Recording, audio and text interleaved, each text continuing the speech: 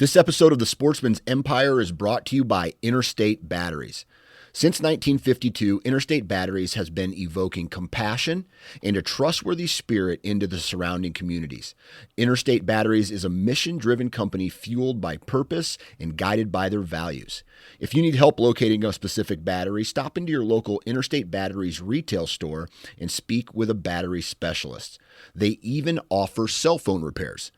Interstate Batteries. Outrageously dependable. All right, everybody. This is the Man Therapy Podcast. I am Dan. He is Kyle. Kyle, how's your week been so far? Really good, honestly. Yeah, it's been nice. I've had a good number of clients. Dan and I are both self-employed, which basically is just another way of saying if we're not working, we're not making money. Yeah, exactly. It's funny because now that I work for myself, I never complain about being too busy. Yeah. I'm either busy or really busy. And so I'm either like making okay money or making pretty good money. And so I'm cool with that.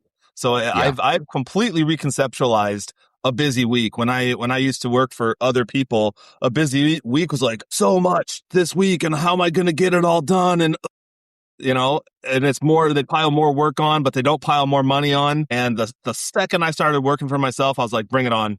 As much as I can possibly get. And so now there's days where I kick myself a little bit just because I know it's going to be rough, but I don't regret it at all. If I've got like my sweet spot for seeing clients, I would like to see 5 clients a day because that's 5 hours of like intense focus. Yeah. And so then that's like my sweet spot. And I can do 6 hours of like intense focus. It'd be nice to have a break in there somewhere, but I often don't. It's often 6 back to back to back to back to back. And sometimes just by the way, like, again, since I'm self-employed, I would rather pile on myself and say, oh, shoot, I can't see you this week. Because that's just money on the table. And also I like to help people. So let's say that the only time somebody can meet is on a day where I've already got 6 people scheduled. So then they'd be the 7th. I'm like, let's do it. And I just know that's going to be a long day. But again, I get paid for each person that I see. And so it's okay with me. Yeah. So anyway, I've had a busy week, but it's good. Yeah, exactly. And I was, I don't know if I told this to you or somebody else, but as a self-employed person, since I started, 2018, I think has been. So that's how long I've been, 8 years, dude. Yeah. Self-employed. For you.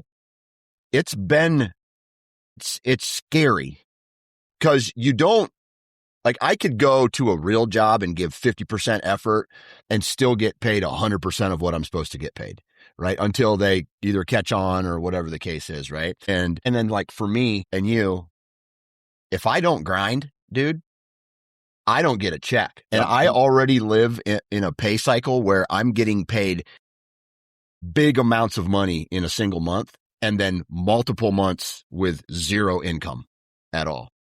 Okay? That's how. You know what I mean?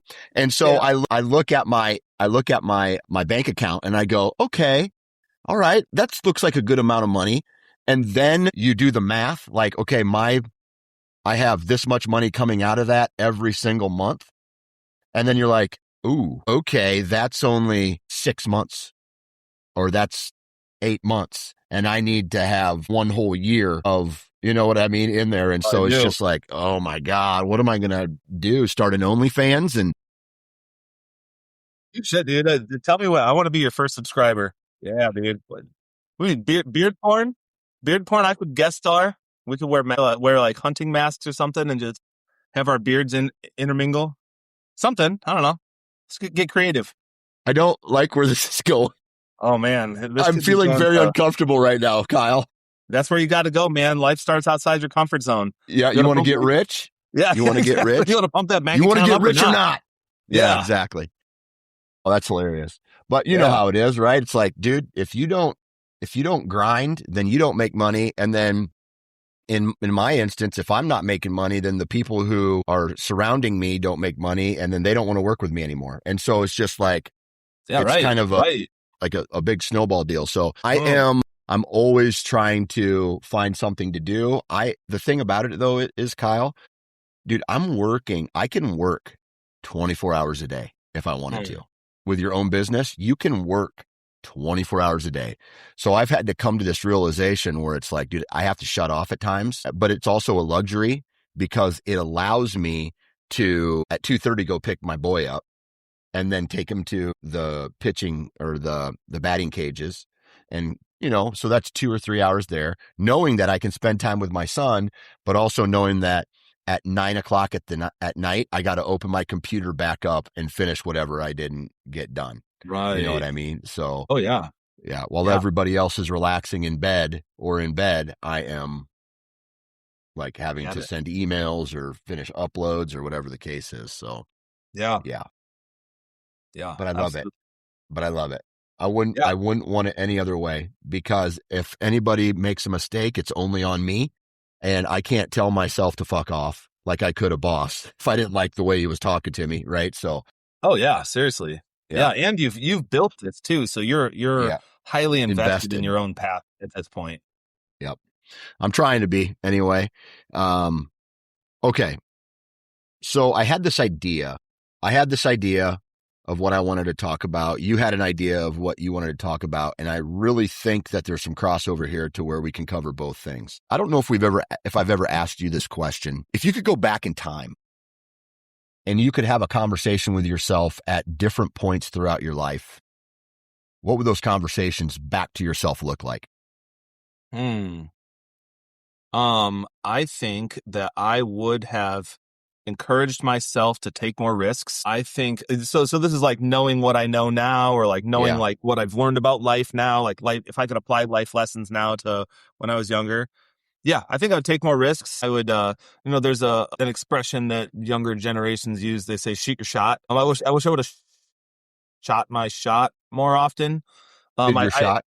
Yeah, shoot it. I wish I would have shooted my shot. Yeah, so shoot your shot. I wish I would have done that more often when I was younger. I was afraid of failure, and I was afraid of rejection. And it's interesting because basically, so most of the time, like once I forced myself to get out of my comfort zone and start taking risks, it almost always panned out. It almost always worked out. It's like I could have been doing that all along. I was just getting in my own way mentally. And then also, not to try and like make myself look good, so I'll be very honest, like there have been plenty of times where I took a risk or shot my shot and it didn't work out in my favor. And I have to admit that the world didn't end. It was still okay. And so I know it's corny. Everybody says the same quote. I think it's Wayne Gretzky's, if you miss 100% of the shots you don't take. It's like, I would just sit there not having the thing I wanted because I was so nervous of what if I tried and it didn't work out. It's like, yeah, dude, you're still just sitting without it. Yeah. Without whatever it is, like, the better job or asking the girl out that you're interested in or whatever the thing is. But dude, I would have taken a lot more risks. Dude. I would have said, Kyle, fuck it. Believe in yourself. Roll the dice and see what happens. And I would have said, you're going to be okay either way. Yeah. 100%. I think that's the main thing that I would have said to myself. Yeah. I can get on board with that. Like for me, being more specific, I had my first drink of alcohol in 7th grade. Okay. And I was a drinker, and not like in 7th and 8th in high school, not so much. Like 7th and 8th grade, not 9th grade, not so much. But the summer after my sophomore year, going into my junior year, dude, I drank a lot of alcohol, and that continued all the way through college, like to the point of abusing it. And then that lasted for 11 years past college, right? Where it consumed my life. I wasted time either at a bar or having a hangover or having fucking panic attacks because I drank so much. I wish I could go back to my 7th grade year and go, dude, it is going to ruin your life for a long period of time. Yeah. Right. And I wish I could. And that's where, like, I'm going to be very vocal about that with my own kids. Yeah. Like, dude, it ruined I don't want to say, this is where it becomes difficult, because I am who I am right now at this moment because of all the trials and tribulations that I've been through in my life, like the struggles with alcohol and like going through several divorces with my mom and dad and my mom and my stepdad and things like that. It's built me who I am today, so I don't regret it, but I would basically go back and tell myself, like, you need to live a way healthier lifestyle. Yeah. Yeah. Yeah, that's the other thing. When you asked me that question initially, two thoughts popped Yeah. into my head, and I lost the other one. But yeah, the other one that I lost is like, Kyle, don't lose the progress that you've made.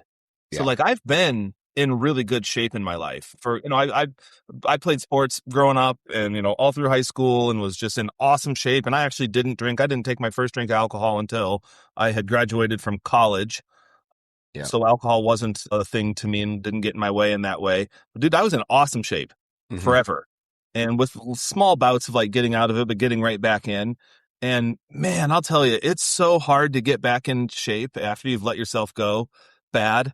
But be, if you can be determined enough and just stick with it, man, Mm-hmm. life is so much better.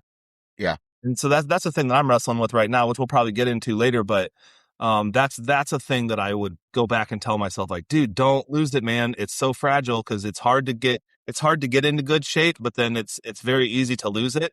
And like 100%. even if you've been in really good shape, if you stop working out for 2 or 3 weeks, you're not in bad shape, but like it's noticeable Mm-hmm. what you've lost. And then if you get out of it for like 2 or 3 months, it's like, holy shit, man. I Yep. kind of thought I was just like this strong guy in shape. And it's like, oh, I'm not. I have to keep doing that all the time. Yep. And so I think I've been too mentally weak for sure. Mm-hmm. I've leaned too much into comfort for sure, like comfort eating and like, oh fuck it, I'd rather sleep and rest and play and screw off than work out. And then also there have been times where I was in shape, but then I got hurt. I'm kind of injury prone later in life. Like when I was younger, I wasn't, but later in life, I've become injury prone. Or I've broken both wrists, and I ripped the ligaments off my thumb, and I hurt my back, and I Mm-hmm. dislocated a toe, and I cut my finger off, and like all these things. Every time I'd get hurt, I'd be like, well, can't go to the gym, can't Mm-hmm. go to the gym anymore until this is healed, and I take like a month and a half or 2 months off, and then, dude, it's so hard to go back. And I wish I could Mm-hmm. go back to myself and just slap myself in the face and be like, dude, just do what you can do. You dislocated your toe so you can't run. Do other stuff that doesn't involve your toe, dumbass. Yeah. Stop going to the gym. Yeah. Those are the traps that I fell into because I was mentally weak. Yeah. Yeah, so I regret those things. Yeah. I think the brain, this is where I'm at in life. The brain is by far, like, it's crazy. I can motivate myself mentally to sit in a chair and work for however long I need to work to get the job done. But once there's a physical aspect in it, my mind becomes weak. Once there's a physical aspect in it. But once I start the routine of it all, then it becomes easier every single, like that 1 week period. If you do it for 1 week, then it's like, okay, I got this Doing now. this now. Right. But Yeah. for like, here's my struggle. And this is going to sound like, I don't know, maybe it sounds selfish, but I feel like I give a lot of myself to my family and trying to make others happy instead of dedicating the time to myself to go to the gym or go, basically to take care of myself, right? It's not their fault I'm stopping at Culver's and getting a concrete mixer and putting it in my face, right? Right. But I'm choosing to do that. I'm choosing to take my kids to the batting cages instead of me going to work out. Mm-hmm. And there's the old saying, work more hours. Well, if you want that result, go to the gym at 9:00 at night, get up at 5 a.m. in the morning and go to the gym, go do that. Yeah. Right. Yeah. I get that. I definitely could do that. And I'm not doing it right now. So I'm trying to find, I think what it all comes down to is this continued conversation that we have almost on every episode. And that is this trying to find balance in our life. Mm-hmm. So, yeah. The discipline thing is a big problem for me when it comes to the physical stuff. And I've just this week had a good conversation with a client about exercise and physical activity, and especially once you have kids. Like, to me, the turning point was when I had kids. yeah. When I didn't have kids, I could go to the gym whenever I wanted. And I could, I was training for marathons and doing a lot of running, and like that would require me to go leave for 2.5 hours to run. And I could do that like in the sweet spot of the day. I could get off work eat like a tiny snack and be like, all right, well, I'm going to go run for 2 hours. Yeah. I cannot do that now, No. you know? Uh, No. so there's this discipline that has to happen when you have kids. And um, the more out of shape I get, the more tired I feel. And then I'm like, all right, I should work out. I should exercise. I'm like, but I'm so tired. I should really just relax. I just need to rest, and it's been that thought cycle for years. And the thing that occurred to me in this conversation with this client is like, I'm going to have to do it tired. So there's no way around it. I'm going to have to do the thing I need to do is the thing I don't feel like doing. And I need to go do it even though I don't feel like it. Yeah. And so I'm going to have to do it tired. Yeah. And you know what? How often does that tiredness, once you start working out, last the whole workout? It lasts. Yeah. The drive, once you step out of your car and you get to the gym and you pick up the weight for the first time, or you walk on the treadmill for the first 5 minutes as your warm up or whatever, then it's gone, dude. That's like, it for me. After 5-10 minutes, I'm like, dude, yeah, I'm back. Let's go. The inertia to get over to do it. Yeah, that's how I'm just really realizing like I'm going to have to do it tired. No more waiting until I feel like I can do it. No more waiting until I feel like I have the energy to go do it. Like I have to go do it tired. Mm-hmm. That's the answer. Yeah. Yeah.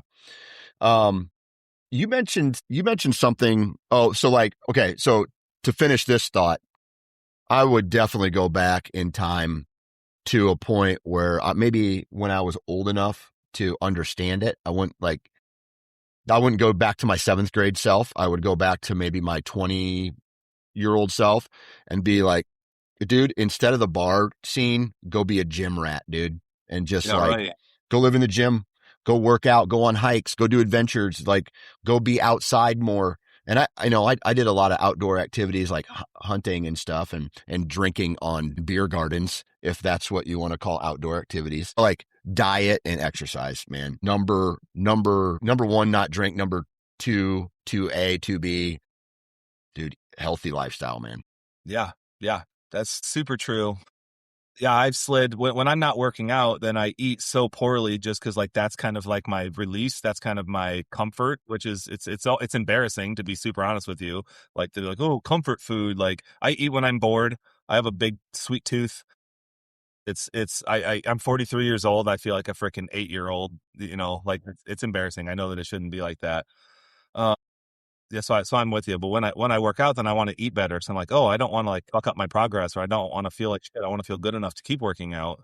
Yeah. So I know that that's going to be really important to me. Sticking with the theme of the question, another thing I thought of that if I could go back and talk to myself, I think I would love to be able to have told myself to get out of bad relationships sooner.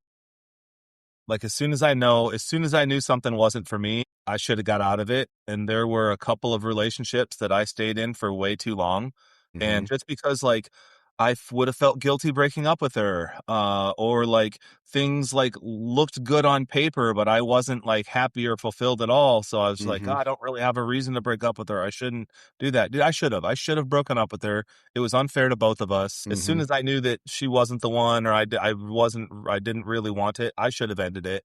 And I just didn't have the courage to, I didn't have, it took me a long time. I turned a corner in life from like, for the longest time, I didn't have the balls to like ask a girl out. And finally I conquered that. And then once I conquered that, like the world opened up to me. It was like, oh, okay. Like I can do that. And then the next problem came, which was like, I felt I couldn't break up with them. I just felt so bad. I felt so guilty, and I just didn't want to have that conversation. And I wish I could go back and tell my previous self, like, dude, when it's over, you need to get out, because there were definitely a couple of relationships that I stayed in for another year, another 2 years after I knew it was over, and I was just like suffering the whole time. Yeah. And I recognized that really, that messed with my own mental health bad, and my own physical health. So, I say I used to be in super good shape. What really started I was on a down slope already before I met my current wife, who already had kids. And then once I got with her, it was like instant family. So like, holy shit, like just didn't have time. Didn't feel like I had time for myself, but I should have made it. But anyway, I was with this woman for 4.5 years, and a couple years into it, I knew it wasn't Yeah. I knew it wasn't right. Like there were red flags that I noticed that I was like, maybe this will change. And then they just never changed. And it got to the point where I was Yeah. like, fuck, this is not Yeah. it. This isn't Yeah. good. And I stayed in it for another year or two. And dude, like I stopped, like I think I was getting into like mild depression. I didn't have energy to work out. Like I just wasn't happy. I was putting on a happy face for the world. Mm-hmm. But inside I was just like down and I just felt so trapped. And so I really wish I could have said, Kyle, dude, it's done. Yeah. Rip the Band-Aid off, move Yeah. on with life. But instead I suffered for another year or two. That was dumb. Yeah. Yeah. I did the opposite thing where Yeah. I didn't stay with a girl too long. I chased a girl Yeah, right. for way too long. Right. So, I met this girl in college and I was 21 at the time, I believe. And I literally went after one girl who literally rejected me for years. And then I got friend zoned. You know what Yeah. I mean? Like I Oh, got yeah. put in the friend zone immediately. And Yeah. for some reason, I thought I could get out of it. And I wasted a lot of time chasing one girl Right. who I thought, oh, she's the one for me, whatever. And then she was basically, so it's like, hey, can we date? Maybe we should try dating. And no, I don't want to date you. Like as blunt as that, friend zone me, still want to hang out with me. And like, I still wanted to hang out with her because I thought if I was close proximity, I would still have an opportunity. Absolutely. Dude. And I wasted a lot of years and passed up a lot of opportunities at other girls I, could have met. Now, again, all of that in a crazy way leads me to my wife now and the family that I have that I would not change for anything. Right. But like, you look back, I go, dude, you wasted a lot of your time where you could have potentially experienced other relationships. You could have got to know, other people, but I shelved all that because in my head, I thought I had a chance with this girl who literally told me, no, I don't want to be with you. And so, you know what I mean? How long did you pursue her after she told you no? Like probably 5 years. I'm not laughing at you. No, dude, you should laugh at me. That's a joke, dude. I deserve to be laughed at. Yeah, exactly. I mean, just like I met her and I guess you could say we became friends. I wanted it more than that. I wanted more than friends and she did not. Like even, I don't know. It was fucking crazy. And I would just like, I don't know. It was stupid. So you wouldn't say she led you on? Maybe a little bit. Maybe more you led yourself on because she told you no. She told you she was clear. She said as clear as could be like, I don't want to date you. And you're like, we'll see. We'll see about that. We'll see about that. I'm going to give you the old Dan Johnson charm and we'll see if you can resist it. Well, she did a really good job. 5 to 6 years to kick in. It's like an oak tree. Just take your time, No. Oh, man. And so, like I even had my buddies they were just like, dude, what are you doing, dude? Like, come on, man. And for some reason, I thought I had a chance. And then I did realize, one day I realized I was like, holy shit, dude. What a, dude, you're like a beta male or whatever they call weak men, right? Yeah. Like, what are you doing? And I kind of realized that one day I was just like, holy shit. And had, just kind of stopped it all and just was like, didn't start, talked less and less, didn't communicate anymore. And then, met my wife and now here we are having a conversation about shit that it kind of doesn't matter anymore. You know what I mean? Yeah. Right. And so, right. It was impactful. It's definitely a part of your story, but now you're many years removed from it. Yeah. This isn't a regret of mine, but more like an important lesson learned along the way is that if you have good, solid, healthy friends that truly have your best interests in mind, go ahead and listen to them. Yeah, exactly. If they're like, hey, dude, like, you should get out of this. This isn't good. This isn't right for you. This is never going to happen. Like, so if you have really solid people in your life, man, take their advice. Yeah. Yeah. Yep. And just like even in a scenario where like that girl got engaged for a period of time, and so then I backed out. But then when that engagement didn't work out, guess who was there for the phone calls? You know what Yeah. I mean? I'm like, fuck, just stupid shit. I mean, just Yeah. stupid. I mean, I can remember one of my buddies going, dude, you're chasing your tail, man. Just like, what are you doing? And so I was like, yeah, I am off Yeah. to something different. Let's Yeah. go. I don't know. So I'm going to be educating my sons.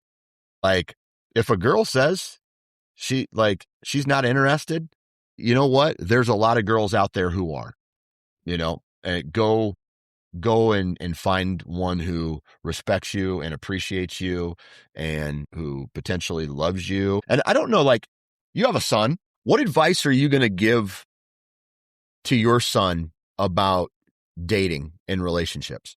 Yeah. Yeah. Pick a good one. Go after girls that are awesome. Mm-hmm. Don't count yourself out.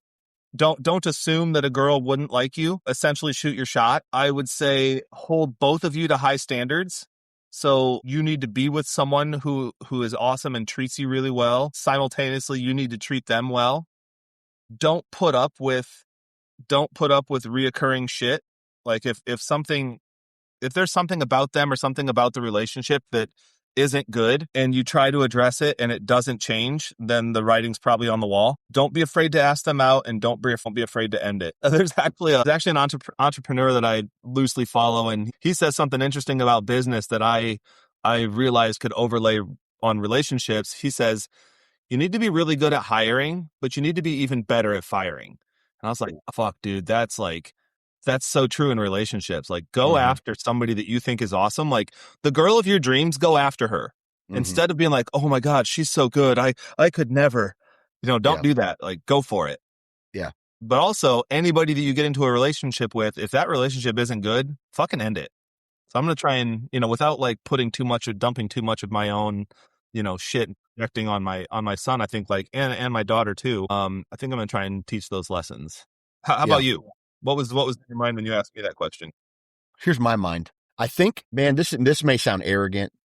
This may sound unfair. I want you to tell me your honest response after I say this.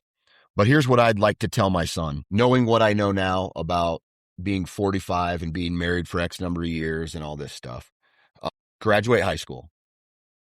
Maybe you go to college, maybe you don't. But whatever you do, build your financial stability for the next 7 to 10 years. So then when you're in your late 20s and maybe you're early, like 30 years old, you've built something big enough to where maybe your wife doesn't have to work, and all she has to do is help raise the kids and take care of the house. If that's all my wife had to do, that would alleviate a ton of stress in our house. Mm-hmm. Right? Mm-hmm. So I'm thinking, and love comes at all different times in our life. And sometimes we think it's love, like that scenario I shared earlier, and it's not. It's something different. Right? Right. But you build something and then you pull a woman into your life. Right? And then she's able to benefit from all the hard work. And then that way you can, maybe she does want a career. Maybe she does, but you have this foundation there that I didn't have when I got married. Right. Right. And so starting off a relationship with a major amount of stability in your life, and then go through a period where you have like 3 or 4 years worth of kids every year have them all at the same time and live that moment, craziness that, me and you, I feel, are like slowly coming out of now. We're coming into those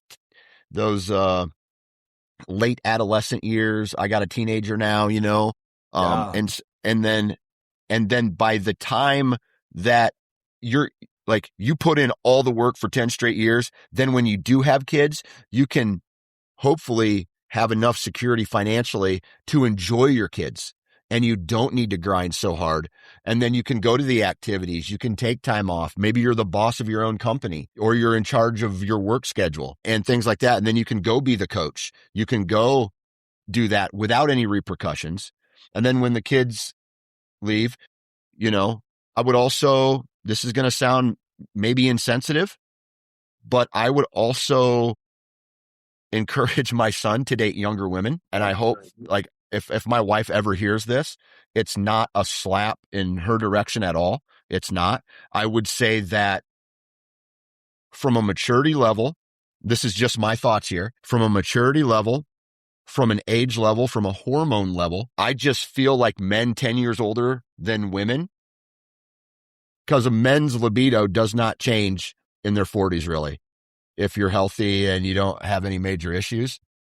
And I'm not saying this is for all women. I'm just saying for studies and averages here that men, like a woman's libido changes when they hit our age, and a man's doesn't. And I would say a man's libido starts to change probably when they're in their later mid to late 50s, maybe. I don't know. I haven't hit that yet. Right. But then you have a younger woman who is still interested in that aspect of her life, right? Yeah. Yeah. And so what you're doing is, by taking a path like this, you're removing a whole bunch of stressors that complicate life that potentially don't need to be there. And I'm not saying I think that's what they should do. I would just think about things like that. Yeah. And having the foresight to do something like that. And again, I'm not trying to shit on anybody in those conversations, but I'm saying, like, if I could wave a magic wand and fix certain things, maybe those things that could be fixed could make someone's life a little better. I don't know. Maybe that's unfair. Well, okay. So you want an honest reaction. To me, it sounds like that. It's like that all would be the prescription to fix your life. Fix, probably too strong of a word, but you're going like, as I've seen all this play out, I think things could have gone smoother had I A, B, and C. So I think that path is pretty prescriptive. Nothing wrong with it. I just think like within that, there's a lot of variables that you can't control. You can't control when you meet the one, and you can't control exactly where you're at. So as you were saying all that, I was like, yeah, it'd be nice if it happened exactly like that, but let's be real, it probably won't. But all of your ideas were good though. All the sentiments were good. So then I was thinking, every single thing Dan said, how could that be generalized? So then the idea to me is like, hey kiddo, always be grinding. Like always be building something, regardless of when you meet your partner. Like maybe they're high school sweethearts and they met their sophomore year of high school, and they graduate and they go to college and they're just or maybe they meet when they're 29 years old. Who knows? But like, what's generalizable? Like, hey kiddo, be building, man. Be building for yourself, and don't think that just because you're 18 years old that these are frivolous life years. Like, start building, man. Yeah. Start building your foundation. Get something going for yourself. Like, get that good job or start that good business, or be working to something. Be working towards something. Start a business just to have the feeling of what that's like. And that one doesn't have to be the business that takes off. Like, that could be your learning business. You could start a few before you land on one that takes off, or whatever the case may be. But to take those foundational years seriously, regardless of when you meet your partner. And then when you do meet your partner, like, find somebody that will grind with you and is a good fit for your life. And then the other things that you said, you gave your own kind of caveats about, like, you don't have to do it like this, but it'd be good if you kept these things in mind. Yeah. So that was my reaction to that. Like, yeah, it'd be cool if it could all go perfectly according to plan, which I don't think that it usually would, but I do think that the sentiments are all good. So the sentiment being, work towards building something for yourself, because that will always set you up to be better. Regardless of if you have a partner or not, what's going on with anybody else in your life, if you're focusing on your own grind, your own career, your own business, your own whatever, everything else will be better off. Yeah. And that's one thing that I feel starts at birth, especially when you're raising kids. And I know everybody has a different personality, but like for me, man, I feel like if you educate a kid from let's just use the term street smart, like having the awareness to understand when something is off and you're like, learn how to use your gut to make a decision. Like, dude, I feel kind of uncomfortable in this bar with all these guys. I'm going to step out before there's a fist fight type of Yeah. awareness, and be able to take that to everyday scenarios in your life, whether that is a job, whether that is a relationship, whether that's hanging out with the wrong people, whether that's like a financial decision, like buying a house or a car or something like that. I feel like that is undervalued in life. And I'm trying to teach my kids that, but my goal is also to teach my kids how to project positive energy. So no matter what comes to you, you're always positive. You're never like, F this, fuck that guy, or, whatever. You project the positive. Oh, I'm sorry. Unfortunately, I just don't think it's going to work out, but have the awareness. And is the word steadfast, being steadfast in your decision making, Yeah. to know, like, I know I'm not going to do this, but I have to now communicate that to other people who want me to do this. And so I'm just like, oh man, I'm sorry. I'm not going to be able to do that, Yeah. and make really good life choices, but in a manner that things go your way, the way you want them to go. But at the same time, you're not hurting anybody else's feelings per se. Yeah. Yeah, absolutely. A thing I talk about with my clients that I truly believe is there's a respectful way to say anything. Yeah. Yeah. You can tell your boss no in a respectful way. You can tell your partner no in a respectful way. You can tell a stranger no in a respectful way. A telemarketer, a guy that is cold call knocking on your door. If you break up with somebody when you're in your freaking teens or 20s, like there's a respectful way to do any of it. You don't have to be a jerk. You don't have to fly off the handle. Yeah. You mentioned something we've had a lot of really good conversations in here. And I think especially for sons, and I have a daughter too, so I'm sure I'll have some very unique conversations with my daughter in the future as she gets old enough to understand relationships, and maybe when she's in her first real relationship, and maybe she'll go through a breakup and it'll mean the world to her at that time. And, I'll be there to comfort her. But I think another thing I want to instill in my kids is, just because things get hard does not mean those things need to be over with, right? And I think maybe we can both agree here that marriage and being a father/husband is probably the hardest label that we've ever had to go through.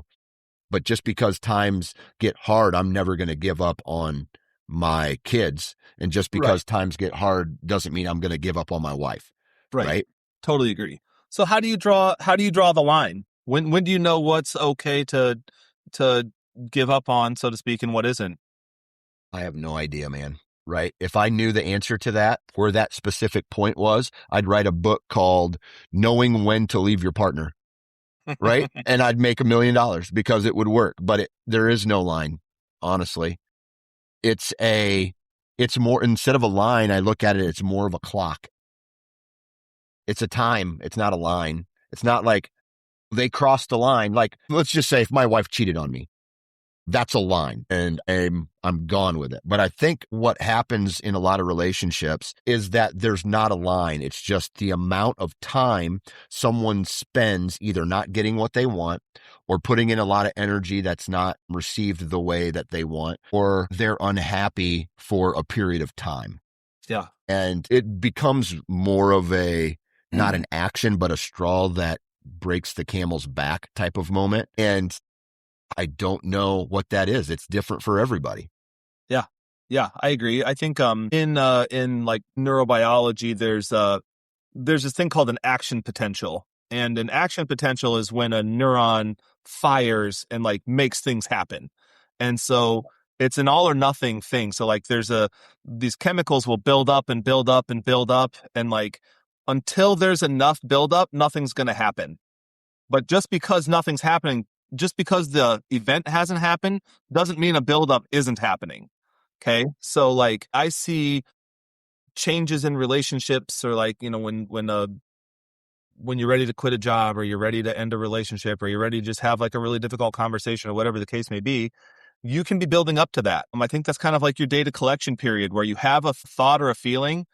It's not actionable, right now, but you're like, oh, fuck, this is on my mind. I can't shake this feeling, but I don't know what to do with it. To that, I'm like, yeah, that's fine. Just notice it and pay attention to it and see how much it builds. And you don't know if it needs to build over days, weeks, months, or even years, but do pay attention to it. And at some point, it might build up to the point where it crosses the threshold, and then something happens. And a litmus test that I do with my clients is I'll basically say, like if clients are they're thinking about breaking up with their partner, I'll say, okay, you're thinking about breaking up with your partner. Like that's okay. That's a thought that you can have, and you're entitled to your own inner world. You can keep that inside and be like, yeah, I'm not sure about this relationship. I'm going to just keep my eye on this emotion and just see what it does over time. And so I'll say, okay, here's the test. Are you ready to break up with them today? Do you know that it's over today? Like if you could break up with them and you knew that they would like take it well and that you could be out of this, would you do it today? And until the answer to that question is yes, then the answer is no. That means you're still hanging in there with it. And so, because here's the thing, if you could ask yourself that question every day for 3 years and you could be like, no, I'm not ready to yet. But then one day it's like, are you ready to break up with this person now? If you knew they would take it well, would you end it? At some point, the answer to that question might be, yeah, I am. I do want this to be over. And it's like, okay, you just crossed the threshold. Yeah. Yeah. What about the opposite of that? Instead of saying, would you leave that person? How would you feel if this person left you? You know what I mean? Like, because I'm sure there's times where in a relationship, people are in there maybe going through the motions. And if that person came up to them and said, I want out, and that person's just like, okay, like they're not fighting for anything anymore, right? There's not right. like, right. Well, you want to break up with me? Okay, go for it. I'm over it anyway, Yeah, I think it's tricky because I guess it kind of depends on the person, because people don't like to be the one broken up with. Yeah. I think people I mean, maybe you've seen this before, but I feel like I've seen people who want the relationship to be over, but they'd be offended if they got dumped. Yeah. Like, it's like, I wanted How to be dare one. you? Yeah. Yeah, like I wanted this to be over. I know this isn't right, but if they dump me, then I feel rejected. It's like, what? You knew that it wasn't right. Yeah. So that does get a little tricky to me. I also will say that I see dating as an audition, and I think our first relationships are especially tricky because we go into them being like, oh my God, this person's incredible. This could be the one. This has to be the one. This is awesome. She's everything that I like. And you're overlooking all of the negative qualities because you're in this like falling in love period. So I think it's good to like date for a while to like see what happens when that wears off, and when you can handle life without it. Yeah, a pressure situation. That's what I always like to say is like, what is this person like in a high pressure situation? Yeah. Or when things go wrong, how do they behave when Agreed. not in the best moments, but in the worst moments? I agree. And what about when the novelty wears off and the newness wears off? Because I think it's true for a lot of people that we might not necessarily, it's not that we don't love that person because we do, but I think if we're really honest with ourselves, we love how that person makes us feel. Mm-hmm. And we'll do anything to like hold on to that feeling. And we'll also overlook a lot of red flags to preserve this unfair filtered image of that person that we have. It's pretend. It's not real. Right. Yeah, exactly. And so what I see, and I'm sure I fell victim to this, when I was much younger too, of like, oh man, she's so awesome. Like, I don't want to lose this. And then on the other side of my mouth, I'd say, man, she's like inconsiderate and she's selfish and da. It's like, do you hear yourself saying, but like, she's not as awesome as you're saying she is, if you're also saying like, there's all these things about the relationship that you don't like. So what you're really saying is, I don't want to lose the good feelings that I get from this person. I'm willing to like overlook the bad things. So I would say, I think we need to call it what it is, which is I like how this person makes me feel. We make the mistake of saying, no, I'll never find another person like this. It's like, yeah, you will. You'll find there's 8 billion people on the planet, and it's understandable that when you're young, you're naive, but the older you get, hopefully the less naive you get. and it would be really good to recognize, hey, like, you like a collection of traits. You weren't necessarily like, it's not necessarily that girl. It was that collection of traits that you really liked. And you can find a similar collection of traits, or maybe even a collection of traits that you like even better in someone else. So it's kind of it's hard to overlook those feelings. And I think we can talk about it we can intellectualize about it all we want. But I think you probably know as well as I do that, like, if somebody would have said all of this to me when I was, in my teens and early teens of like, no, man, think with your head and da da da da. Yeah. It's like, I Yeah. think a lot of this has to be learned from experience. I do Yeah, think it's exactly. okay I think it's really nice if you can have an older adult plant these seeds so that you can at least have some language for it, and you can Yeah. start to like attach your experience to these lessons that people would tell you. But if you don't have anybody giving you these lessons, then you just have to figure it all out for yourself. So kind of going back to like, oh, what would you say to your son? I think a big part of what I just hope to God it happens like this. Man, I just want to like stay in his life and just Mm-hmm. be able to be a good influence on him. And I want to be there, and for my daughter too, but you said son, so Yeah. both kids. I hope to God that I can be there for them, with them, talk them through things. I hope that they'll want to listen to me. I hope that I'll be able to talk to them in a way that's not overbearing. I hope that I don't push them away. I hope that I don't have reactions that make them not want to talk to me. I hope that I don't make them. One way that being a good mentor can backfire is like if your kids look up to you, then they don't want to disappoint you, and sometimes Yeah. they won't want to say the things. They won't want to. You could be such a good dad that they don't want to tell you that they're struggling with a thing because they don't want to Yeah. disappoint you. When really Yeah. you want them to tell you. So it's all really tricky, but I hope to God that I can be there as the guide that I didn't have. Yeah. I like that. What about guy friends? I don't know why I thought that now is the right time to ask this question. Like, how important? I'll be honest. I don't hang around with a lot of guys. This is the most I communicate with any other grown men, other than maybe talking to a parent at a practice, another adult male at a practice in Yeah. small talk. Yeah. How important do you think it is for a grown man like us to have another grown man to hang out with, play golf with, talk with, anything? Yeah. Yeah. Hmm. I wish I could speak for everybody. I can speak from my own perspective, and that I think it's really important. I don't think our partners are well positioned to be our everything. I don't think I'm probably well positioned to be everything to my wife, and I don't think she's well positioned to be everything for me. I think there are just other parts of my personality that are able to come out when I'm with other people. I've got some friends that I've had since like kindergarten, and so we have like 40-year long inside jokes and, shit like that. And so Yeah. I get to like let these other parts of my personality kind of come out of their cages, so to speak, and come out to play. And Yeah. that's like really fun. It's fun to goof around with my friends. It's fun to go on a camping trip and fuck off and splash people in the canoe and go swimming and all that shit, like stuff that my wife doesn't want to do. I don't know. I think it's awesome. I love Yeah. having other friends. I actually, another conceptualization that I have in life is I want to have it all. I want to have great friends. I want to have a great relationship with my wife. I want to have a great relationship with my kids. I want to have a good career. I want to have a great relationship with my parents. I want to have a great relationship with my brothers. Like, I want to have it all. Yeah. I don't want to I don't want to be so focused on one thing that the other berries on the vine are dying off. Like, I really Yeah. enjoy all of those different areas. Yeah. I like that. I like that answer. And I feel like I have a lot of that minus the guy friend.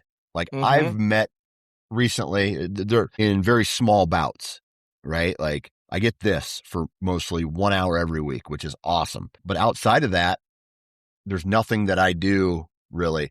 And it's weird because I don't seek it and I don't necessarily want it, right? I And that feel could be like my right. life is so chaotic. Making a plan to go meet a guy at a bar or just hang out Mm-hmm. is like, I don't know why, but it seems exhausting to me. That's fair. That's Yeah. fair. I have there's a one of my lifelong best friends that I mentioned, best friends since like kindergarten. He lives like 45 minutes away, so we don't get to see each other all the time, but we will make a concerted effort to like.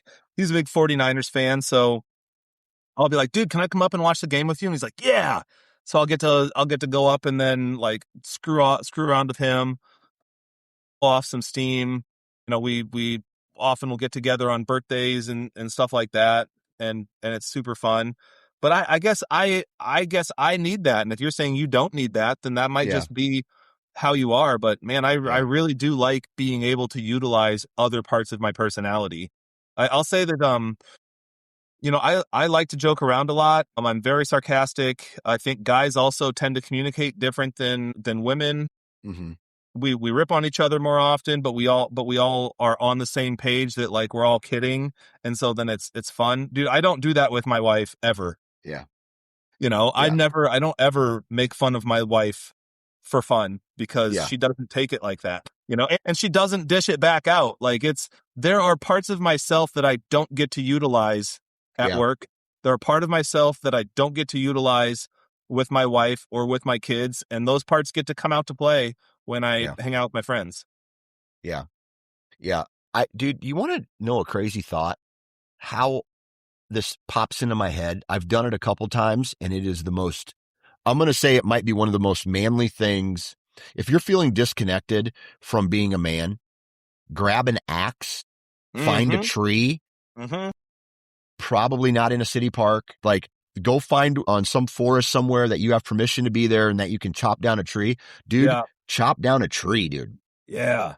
There's Yeah. something about that. I did that a while ago, and I felt like, I bet you my testosterone was at like 10,000. You You know chopped it what I down mean? and then you ripped the stump out of the ground with your bare hand. Exactly. Kicked it. Oh, dude. Yeah. Love it. Yeah. So Yeah. do that. So what do you think? Do you think there's like a part that you're potentially missing out on, or do you say like, even if I had access to that, I don't think I would want it, as far as like hanging out with guy friends? I don't know. I take that back. I do a Bible study every week Yeah, I was thinking with about that. Pastor Brody. Uh-huh. Most times it's just me and him. Recently, there was a college kid who reached out to him and basically asked for mentorship.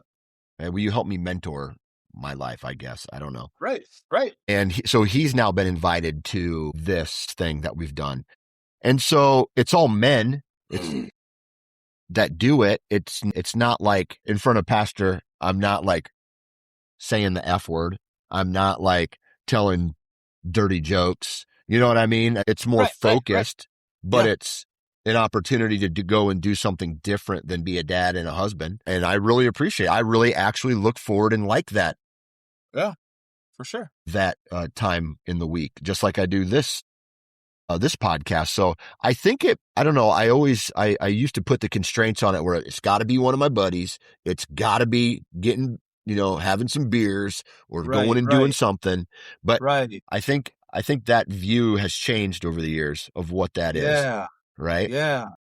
I mean, we've had some really good talks in the past where we're just like cruising on the golf cart, pull in to the driveway, and it turns into an Right. hour-long conversation about something, right? That's and so, right. Dude, I yeah, I was thinking even in this conversation, I was like, if Dan told me tomorrow that he doesn't want to do the podcast anymore, I would say, hey, do you want to meet for coffee sometimes? right, Like I would right. like, this is fun for me. And if we were to meet for coffee, I'd probably be even looser, and I would probably swear more and be a lot more crass and whatnot. Right. Because I know I'm being recorded, Because so I there's do hold myself evidence. back. When we Yeah. put this out, there's evidence of Yeah, everything that's that we do, exactly right? right. Yeah. Yeah. I think this Exactly. is a So, tamer version of how we would probably communicate if the camera wasn't on. exactly. But to the point though, like I enjoy this as well. And even if we decided not to do the podcast anymore, I would still want to meet for coffee Oh, yeah, on for Friday sure. mornings, 100%. And I still at some point want you to take me out Frisbee disc golfing, because I've done it one time. Yeah. You want to know? I think I told you. Did I ever tell you this story? I don't know. So um, you know how in life, in college, like I met up with a group of guys, and then maybe sometimes you meet up with them for just like a couple months and you hang out with them, and then they go a different direction and you kind of intertwine with different social groups. Well, I got intertwined with a social group once where I was a beer drinker and they were a frisbee golf / weed group of guys. Yeah. And so they would get high and then they would go do frisbee golf. Yeah. And they invited me to go one time, and I brought a cooler instead of a joint, right? They Yeah. did their thing. Right. I did my thing. Yeah. And dude, it lasted one throw of a frisbee.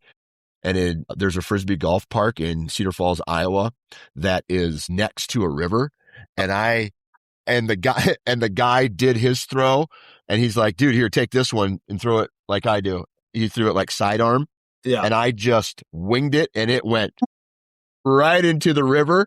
And he was like, what the fuck, dude? Like, last time I ever got invited to go play disc golf. Yeah. Okay. We'll do that this summer for sure. Cause that's the thing that I want to get back into. That's a big hobby of mine. And I haven't played it much in the past number of years, but I really want to get back to it because it's so fun. Yeah, Yeah. absolutely. And I don't drink when I do that either. And like I know you don't drink at all. I actually rarely drink, and I don't need alcohol to have fun. I told you I didn't have a single drink of alcohol until I had graduated from college. So like, I'm very comfortable doing all of my hobbies and all of my hanging out totally sober. Yeah, for sure. Hell yeah. I want to bring up one more little conversation here. In these conversations that we have, especially about relationships, I know I'm guilty of it. When things are really good, we don't necessarily talk about the really good parts of our life, right?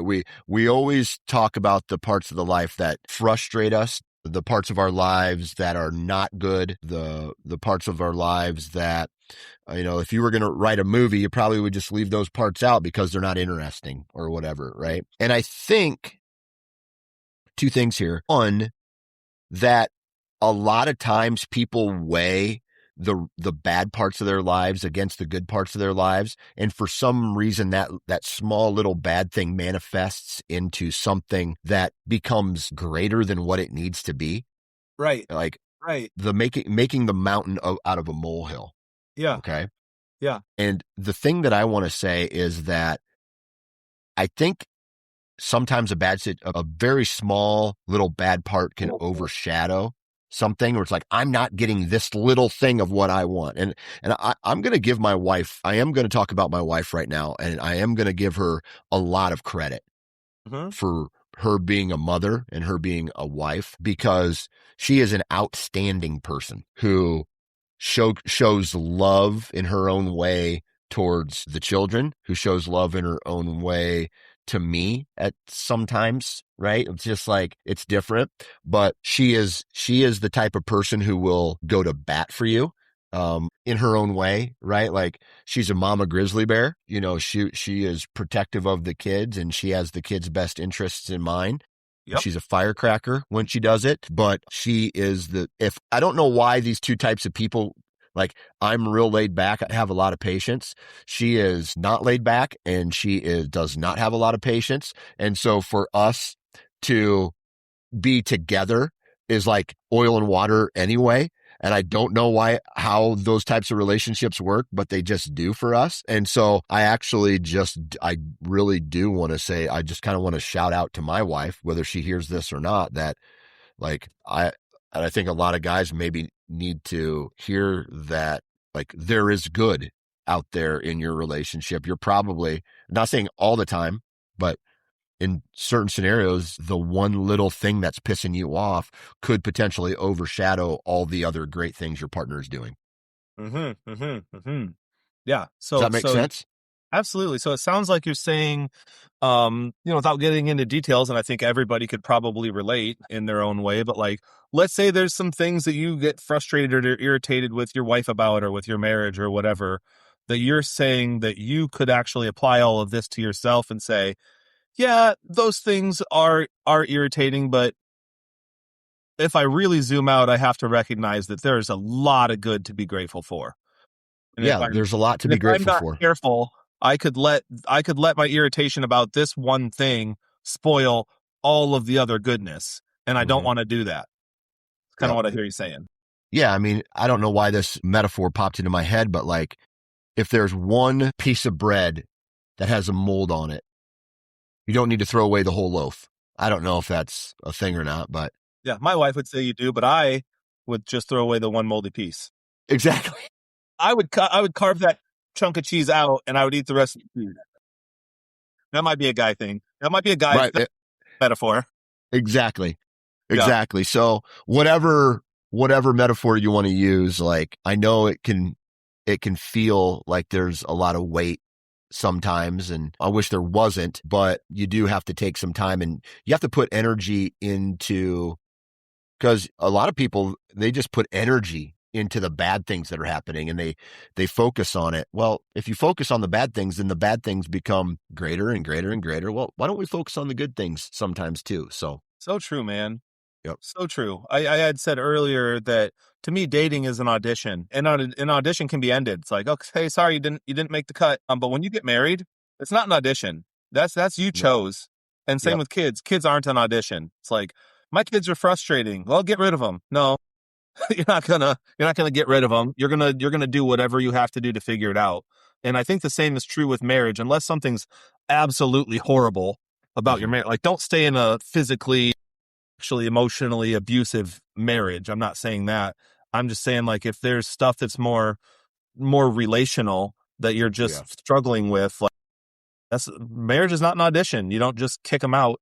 And I love your point about not just selectively focusing on the negative, because that will just contaminate everything else. Or actually, you'll get so focused on that thing that all the other good things just fade away in your mind, even though they're still really there in your life and you're just not even getting to enjoy them at all. So now you have no context for the thing that you're irritated about. And then your whole life becomes about that thing that you're irritated about when there really are a bunch of other good things. So I appreciate that. I think that's a friendly reminder to all people about all things. Yeah. Right. It's a great reminder. How bad is it actually? Yeah. So love that. Well, cool.